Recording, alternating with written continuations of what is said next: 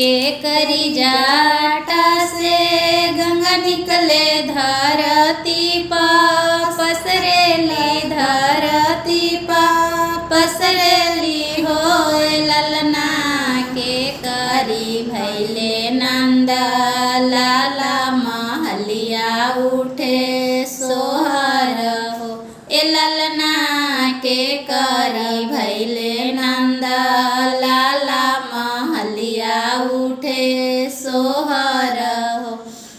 शिवजी के जाटा से गंगा निकले धरती पे पसरेली धरती पे पसरेली हो ललना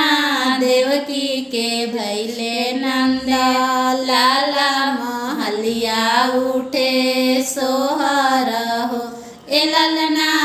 देवकी के भैले नंदा लाला महलिया उठे सोहर हो।